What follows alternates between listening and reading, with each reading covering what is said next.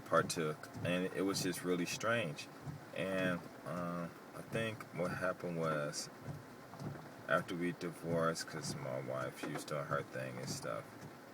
Uh, for some reason, the owner just started being friends with me. I don't know if it was because he started making more money or whatever, but one day I walked in and he was just draped down in all kinds of gold. He was real happy, and he had a son there. His son was real cool, you know.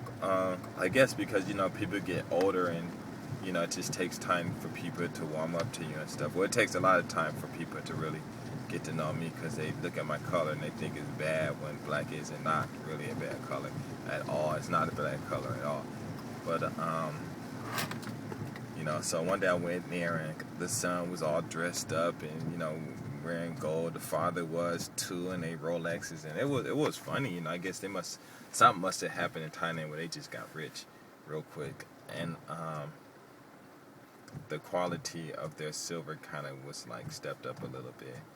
And one day I was just sitting there talking and waiting for some stuff, and the father came on. He sat down and said, come here. And he just started talking to me and just telling me all kinds of stuff. I mean, I don't remember exactly what it was, but, throughout his life, I guess, in business and money, and it was a trip, so I just sat there for like 45 minutes and just listened to all the things that he had to say. It was so interesting. And then there was this other store I used to go to. It was a husband and wife, and, the husband, I guess it was his, I don't know whose store. I thought it was his store, but maybe it could have been a wife's. And I wouldn't, she looked nice. She was, she was nice and everything, And I guess she told me that they broke up because her husband fell in love with a younger girl, I guess, and they split the shops up and stuff.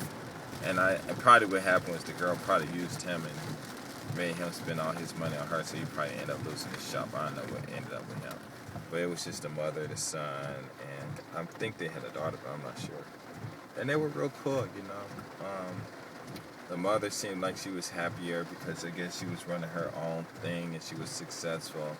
The son, he was real cool, to me and stuff. Before, he was young, so we really didn't talk so much, But when he got older, I think he was like 20, we talked a lot. He would tell me how he was going to college and stuff, and running the store and things like that. I would ask about his father, but he didn't talk too much about his father.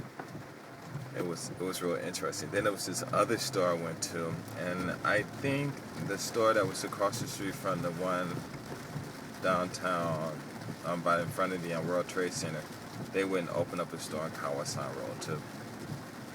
And I would go in there, and it was funny because I think it was like maybe the last time I went to Thailand, I had ran out of money. It was the last day, so I ran out of money, and I was so hungry, and I only had money to, only had a ticket.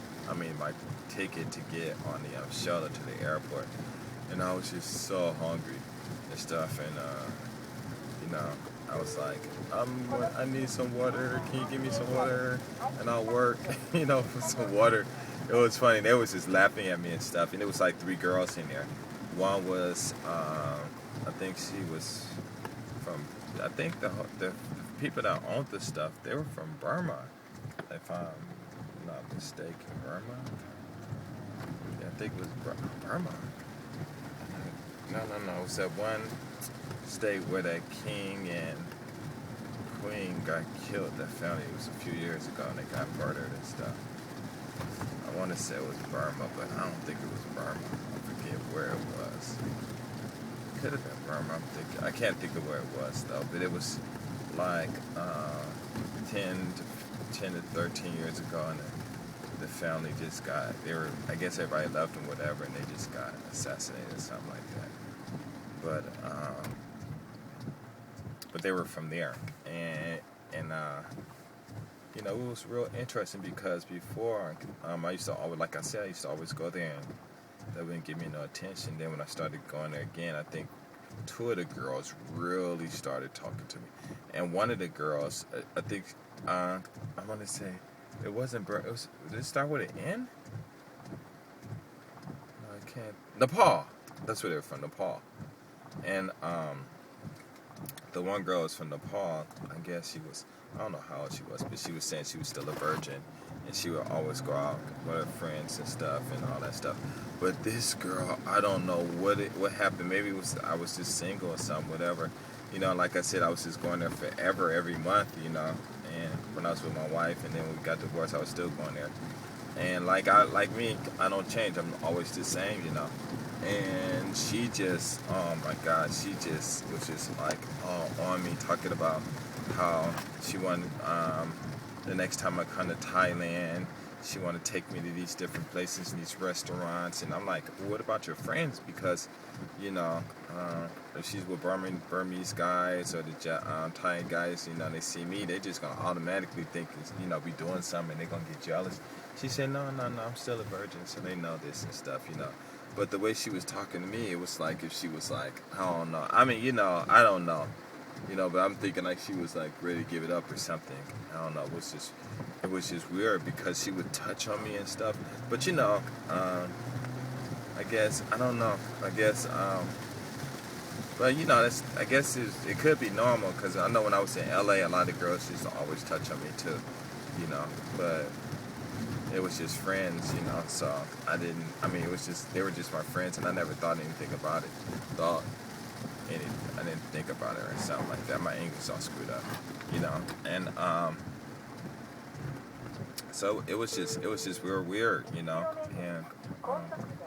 would go upstairs, like, it was like, that was the last day, but even before that, I would go upstairs, and she would come upstairs, and, can I help you look for something? I'm like, no, it's okay, you busy. She said, no, she come on over and, help me do things, and was really close, and was just talking, and it was real interesting. And maybe, I don't know, maybe it was the rap music, because it was during that time when it was, started hitting, different places. But because I wasn't really listening to music, and it wasn't on the computers, which it wasn't that many out, but I don't know. But maybe that was it, must have been the music and stuff, and they just started, really started loving brothers and stuff.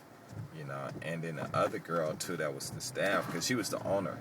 And then the other staff, when I was in there, like the last day when I was working and stuff, she kept touching my hand, and the other girl would come over and give me a massage, and it was a trip though. It was a trip, But me, like I said, I don't really care about sex or anything, So I didn't know what was going on, but I think it was the hip hop thing.